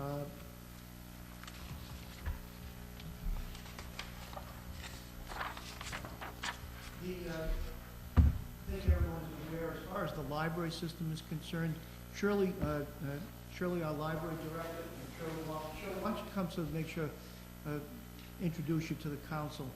Hi. Fine, thank you. Shirley is our library director, and as far as our program's concerned, we operate at the 3 different locations. There's varying hours. Maybe Shirley, you can give them a taste of what library is all about. What we do is provide educational support, we provide recreation activities, and our big emphasis is on lifelong learning. So we start with the baby and go through the senior citizen. And lifelong learning is, through materials, and it's through programs, and it's through computer usage. Heavy computer usage by the public, especially at Peacedale. I think also the circulation is important. We're circulating about 268 units of books, periodicals, magazines that are being used over the course of the year. We're forecasting it will stay around 268. But that's about 8.7 pieces per capita, which is relatively good in terms of the statistics of the statewide. Program attendance is over 11,000 people that frequent the facility, the 3 facilities over the course of the year.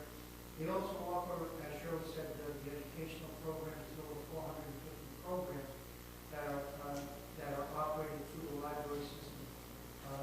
And those programs really go from cradle to grave.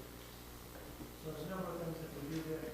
I think one of the key components is the public access computers that are in use during all the time that the library is open.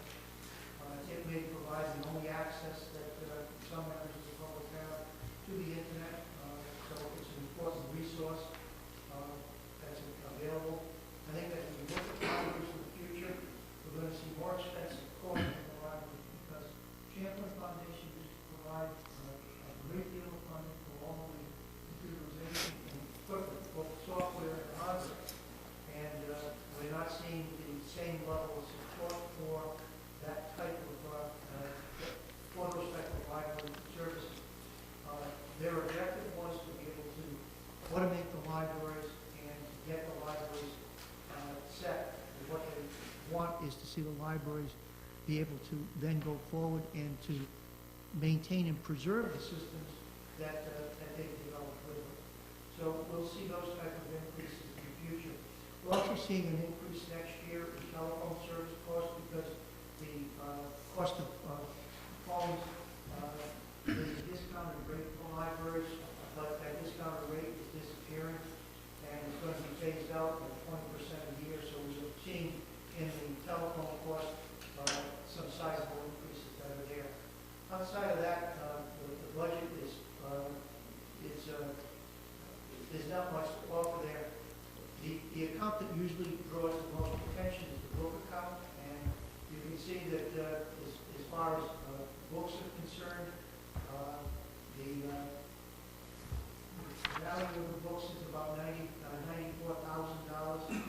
So while you're operating a library at almost $1.2 million, you're operating 3 buildings, so your operating costs become relatively high. Yet your book value is staying below $100,000 as far as materials that you're buying each year. The libraries have also expanded out with not just library books. You're talking about having all different types of media available for distribution, and also with membership within the state library system. We can access in any of the libraries across the state any of those materials. So it is a municipal resource. In addition, one of the things that's important to look at is that the library also generates, based on endowments, monies. The library costs $1.2 million. We're generating through endowment funds and state grants about almost $285,000. The $285,000 uses the tax need of below $900,000 for the libraries for next year. So I think it's a real value in terms of the overall program. The property tax increase is up about $5,600 next year over what it was in the current year.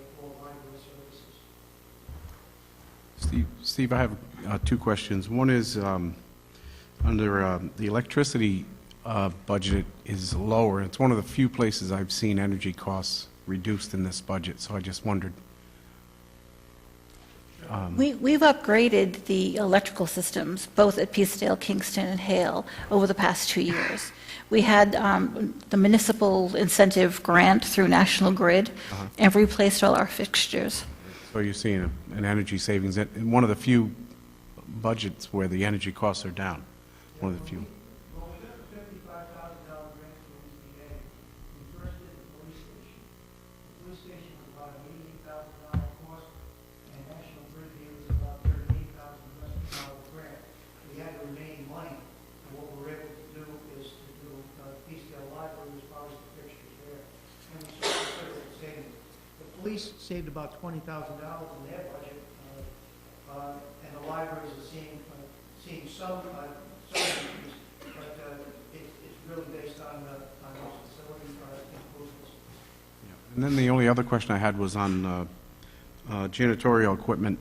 We haven't had an expense for a few years, so Right. just the We need for... we need something to wash the rugs.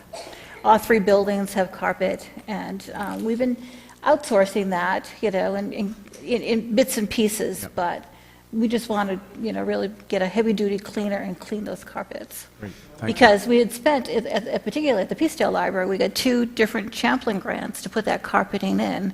We want to make sure it lasts us a while. Great, thank you. One of the things we looked at was whether it was cost efficient to buy the machine versus renting it.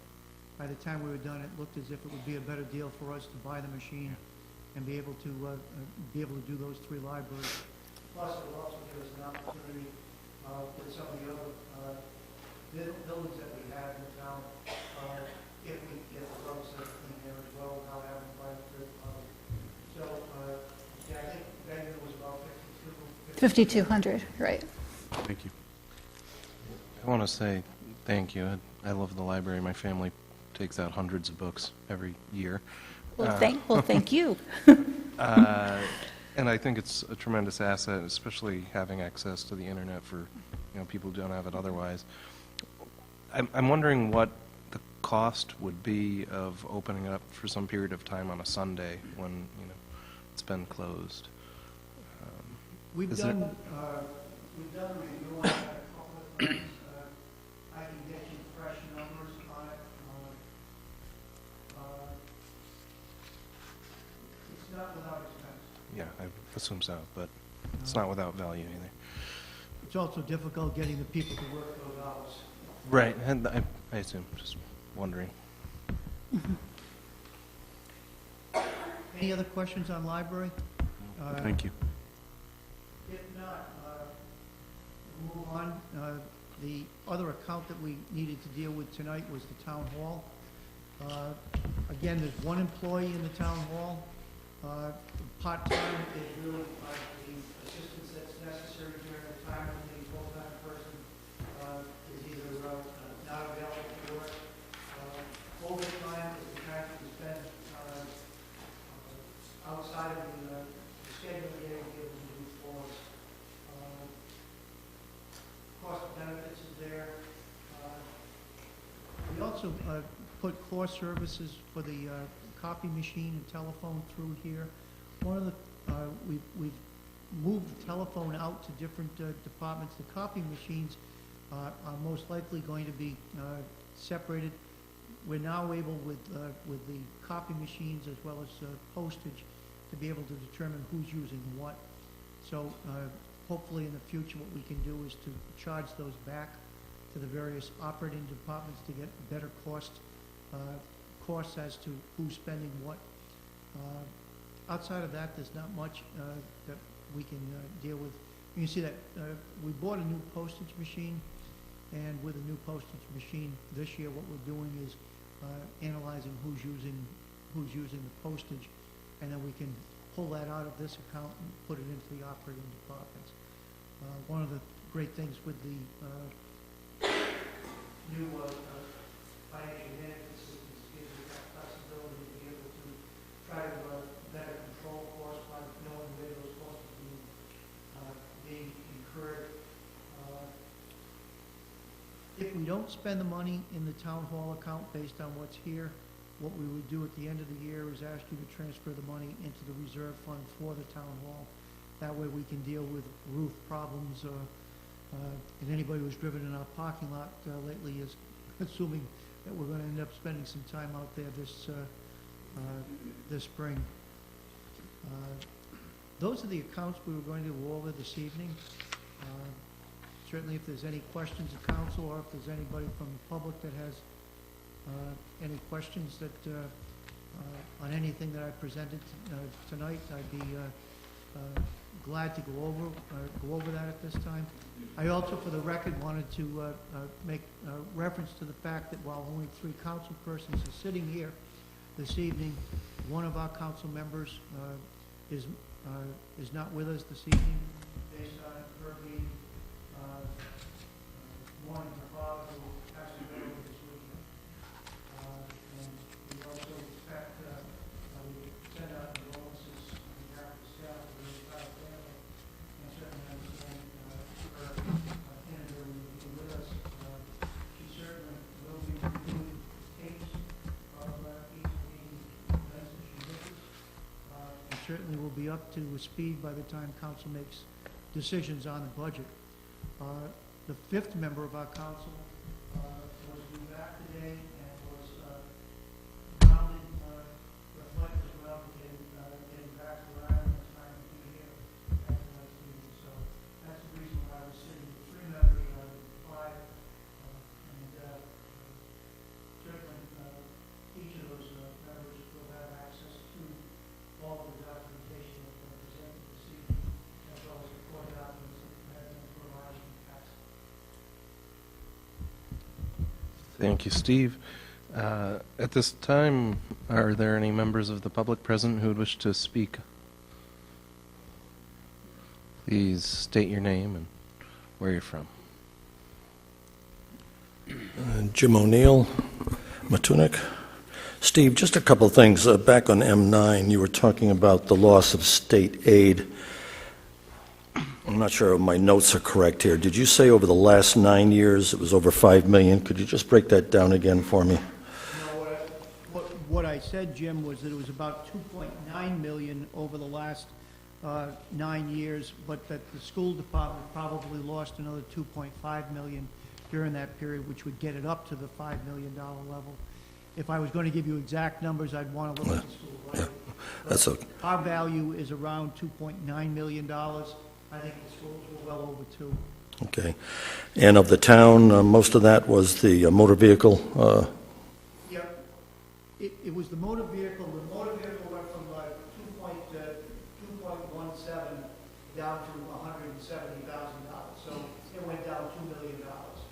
The other $900,000 different thing. But recognize too that, as I mentioned, some of the reduction is in the debt service, because we were collecting in 2008 $1,116,000 on school construction aid, because we've got far less construction going on now. That's half. That's at 518. So that $500,000 has nothing to do with the state taking money away from us, but it is an overall reduction. It's a case where they're not reimbursing that 30% because the 30%, the money that we're paying for debt service is down, so their 30% is down at 500. And The amount could also be higher if you didn't look at things like the meals tax or the hotel tax, because the meals tax was at 500,000, it's now at 700,000. And the hotel tax was at 68,000, and it's now at 141. right. So you got to look at the whole picture. You just can't pull one number on it. Right, and you mentioned the schools were, what, about $2.5 million? I'm trying to remember what you... I said I'd like to verify that number. Okay. I'd have to go back and compare it. All right. Well, probably a chunk of that is from the education funding formula, or at least over the last 5 years. Well, the education formula's been in place for three years at this point, so education aid is down about $350,000 a year for those 3 years, so you'd be up at, about $1.2 million, $1.3 million, somewhere around there. But that's just on the education aid. Yeah. And I recognize too, Jim, that on down, understandable. And Medicaid obviously is a part of that too, because I think I remember the days they were up around $1 million, and now they're around 500,000. Well, and a lot of that's incurred costs. So, I mean, if Medicaid isn't going to reimburse them, that's the numbers that will be down. Conversely, it may be if they have fewer students with medical needs, that are being serviced through the school department than we had several years ago. They would have to identify whether it's the number of students or the reimbursement rates that are different. Yeah, I guess, I can't quite figure out the Medicaid issue. It seems that we're very much like most towns and cities in this state. And if we've been reading the papers lately and listening to what the governor has in front of her, the Medicaid budget, am I correct here, has gone 2 years ago from $1,700,000,000 to $2,700,000,000. I deal with South Kingston. Oh, I certainly understand that, but that's a 60% increase over 2 years, and yet our school system, we're down from 800, 900,000 down to 500,000. So what are we doing right or wrong? Well, their Medicaid in 2013-14, which is the only one I got in front of me, was 558. Right. So they went from 558, and we're projecting 5.25 in the current year, and then 5.25 next year. So, I mean, there hasn't been a lot of slippage in the last couple of years. It was higher than that, but again, I can't advise you as to whether it's the number of students or the reimbursement rate. Right. Yeah, because I've got some of their stats here. It was up to 900,000 6, 7 years ago. But anyway, that's not the point. The point is the state level of Medicaid going up by that percentage over 2 years, and yet our school department, yes, with a loss of students, but the fact that we'd be able to at least hold steady and drop, I just find that amazing. So obviously our property taxpayers and sales taxpayers and income taxpayers are sending a lot of money up to Smith Hill, and we seem to be either doing a great job or by pure luck of demographics, the costs, the revenues have gone down. But so what are we doing different that the state isn't just out of control on? Okay, sorry. All right, thank you, Steve. Thank you. Any other comments? Comments from the council? No, I just wanted to let you know, I've also had 2 deaths in our family this week, so I will be here tomorrow, but I probably will be a little bit late because unfortunately the wedding up in Providence, so I have to go there before I come here, so if I'm a little bit late, I will be here. My condolences as well. All right. It is 8:43, and with that, this work session is adjourned. See you tomorrow night.